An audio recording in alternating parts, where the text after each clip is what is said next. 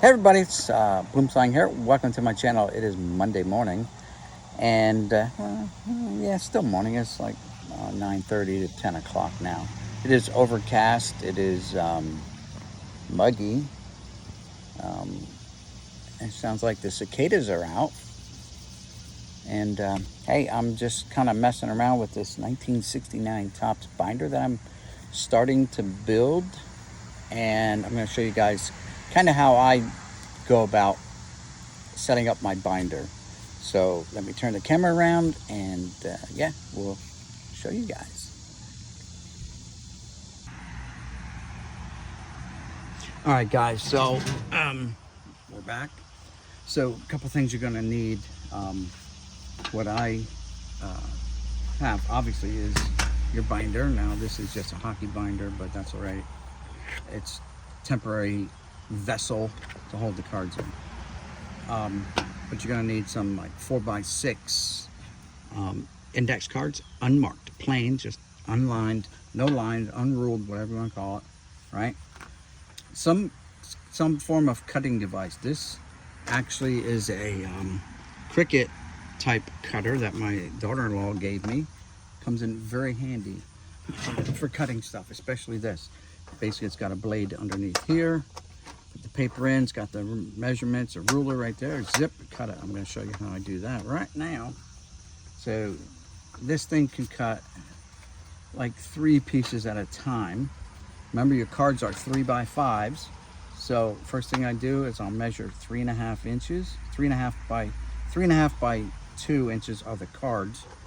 Right, so it's got a stopper right up here. You butt it up against there and you just whack away. It can move all at once because you have this is being pinned into here. And then I'm going to go with a mark of 3.5 inches here.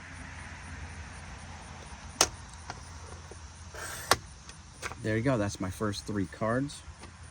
And then I'm going to go another 3.5 inches on this one. No, 2.5 inches on this one. Sorry, 2.5 inches on this one.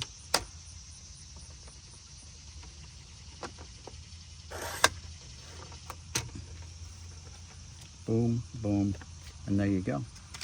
Perfect fit for your sleeves.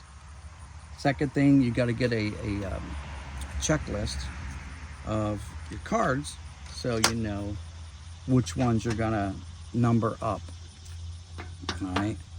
So I've done that, but since I'm outside, I don't have my laptop or anything with me. I'm just I wrote the last few down. I scribbled them, made notes, scribbled them on one of these little pieces. And now I'm just going to, and then I bring a pen. So we're gonna have to skip this part, but I do have some that are already done up. Now, the whole purpose of your checklists are so you can find out if there are any errors or variations. Errors, if they're uncorrected, then you don't worry about them. But if it is a corrected error or variation, then you want to identify them before you start placing your cards in the binder, because nothing worse than having to move 200 or 300 cards 1 or 2 slots, and then later on find out, oh, I missed another one. Now I got to move 200 cards, and then I got to move 100 cards, and I got to move 50 cards. So you know what I'm saying, like you want to get all the numbering down ahead of time, make up your papers ahead of time, and go from there. So I always start out with card number 1 in the set, and then as we go along, you have to turn that, yeah, it's a little bit. All right.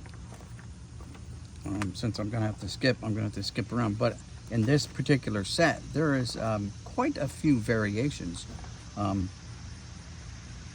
Card number 47 is just a common card, but it's got 3 variations. The hat logo is airbrushed out, you can't see nothing. Or one says it's lightly brushed out, so you might be able to see the logo. And the other one is a C for the Cubs, so it's a Cubs player, and he's got the C right on his helmet or hat. Apparently he was traded, and now he plays for a different team. And right after that, card number 49, Royals rookies. They spelled his name wrong. Elsner Rodriguez with a G.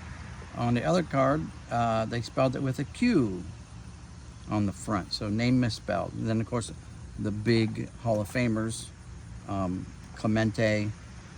There's some before that, but you know, I didn't bring my pen with me. And moving right along, like I've got a lot to fill in on this binder, so I had to do a lot of paper. 77, Ron Peranowski. One has his cap emblem is visible, the other one is invisible, like you can't see it. Okay, got to make sure so I don't have to skip it. Now there's also 664 cards in this set, or something crazy number like that. I do have the last one in here marked. I think there's like 664 cards. 650, yeah. So 664 cards in this set. Can you imagine having to move another 500 cards one spot, only to find out later on, oh, there was 3 variations of card 47. Now I got to move it another spot. It's really a pain in the butt and very time consuming. So you don't want to do that. I'll keep going on. Card number 99 has black loop and no black loop. It's just Twins rookies. That's the Greg Nettles card, that where the team logo, the red ball or whatever color ball it happens to be up here, the black border is supposed to hug right along that logo there, right? And it's not. It comes up higher and goes straight across and down. So that's all. The other ones are different from that one there. So there is a corrected version and an error of that one there. 107's got one on the checklist. Card number 166, it says Jim Purdon, and then another one says John Purdon. It's Jim is the correct version of that guy's name. Pete Rose is 120, and so on and so on. So that's how we do it. So I went through and I identified using 2 different sources of checklist. One is the PSA website that shows you, if you click on it, it'll show you all the PSA recognized variations to that point, cards that have been submitted with the variations or whatever that PSA has graded and or returned. Also, there's another one that is kind of reliable, but I've found some typos also on their checklist, and that's a I forget the name of it, but anyway, it's a free website as well. When I get to this part in the video, I will maybe type in the name of it and flash it up on the screen in the editing mode of this video. All right, so we're gonna go to card 412. You see, I still need to find a lot of these cards. Willie Mays. At a minimum, I mark like card 1, card 50, card 100, card 150, 200. You know, at minimum be the 100, 200, 300, 400, 500, 600. 1 being the first card, and then the 664 would be marked as the last card in the set.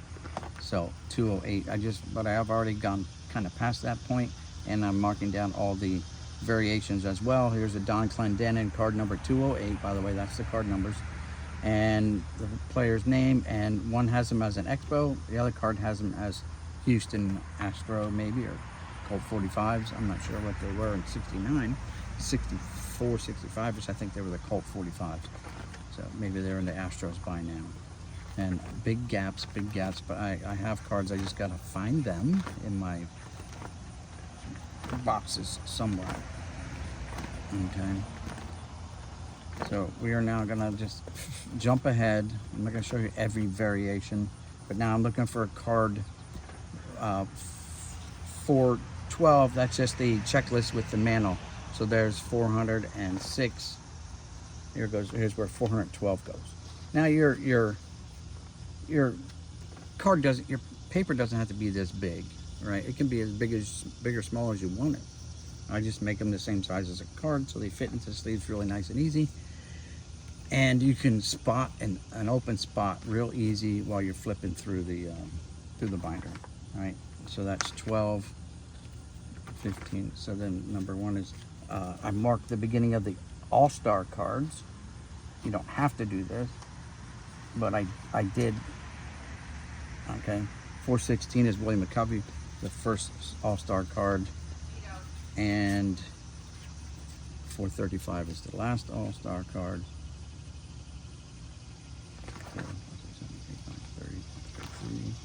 35. Your counting is important that you get it just right. 435.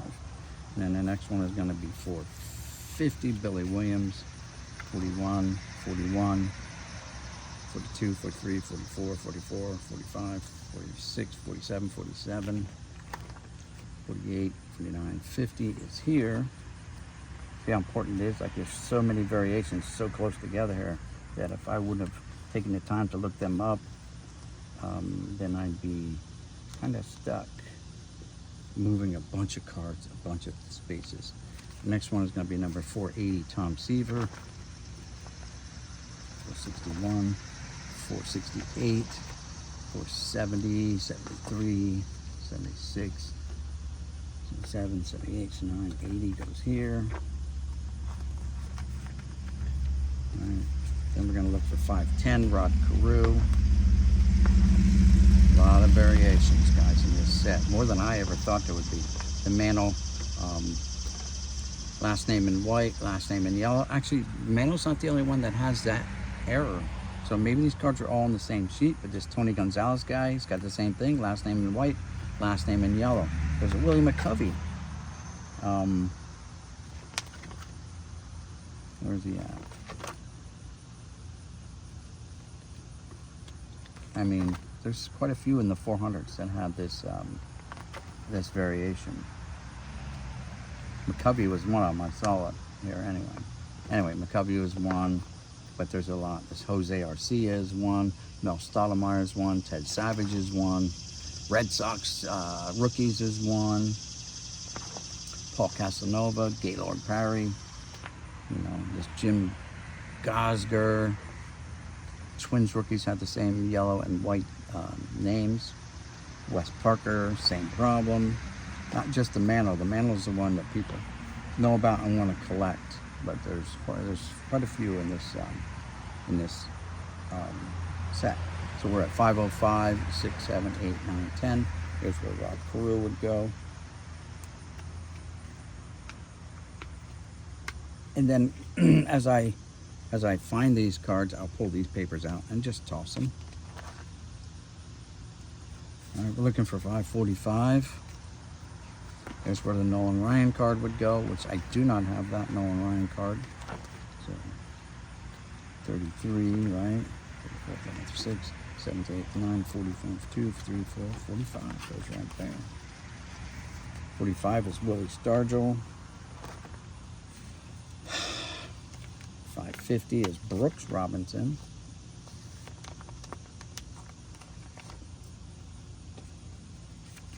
564 is Gil Hodges.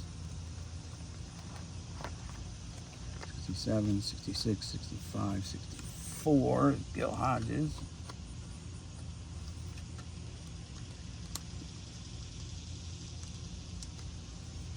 65 is Hoyt Wilhelm.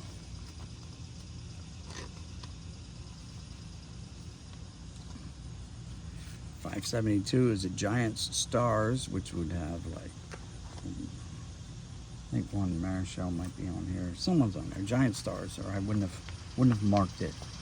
70, 71. I think it's McCovey and Marichal. I didn't mark the names on there, but I think that's what it is. 70, 71, 72. Right next to 573 is Jim Palmer. And we jump all the way to 597. There's 582. 3 to 4 to 5, 6, 7, 8, 9, 90, 91, 19, 3 to 4, 5 to 6, 97. Down in this corner, Raleigh Fingers, Mr. Yak Pack himself. Then we go all the way to 640, there's 600. 609, 18, 27, 36. 7th, 8th, 9th, 40.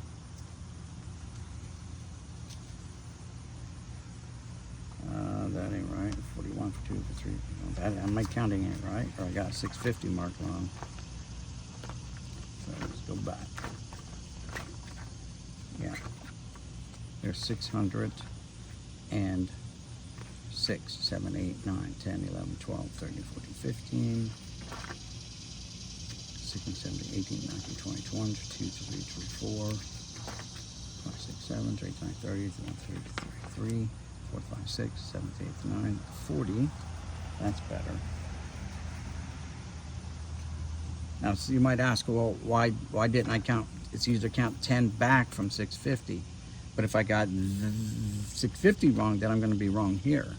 So you kind of go from the front to the back, everything in numerical order. It's going to save you a lot of headaches later on down the road where if you got to move 200 cards or 300 cards, that's going to take you 2 hours to move that many cards. All right. And I have, like I said, I have some other ones to add to that, but right now I didn't bring the pen with me, so I can't show you. But basically, you can see it. Just write it on there, find the slot, stick it in. Make sure you're counting right, so you don't goof it up.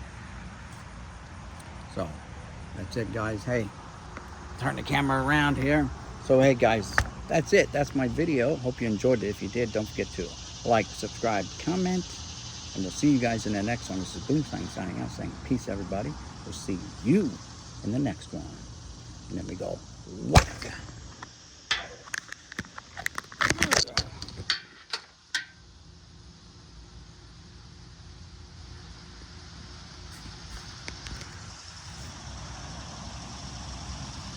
I don't know where that cut off at.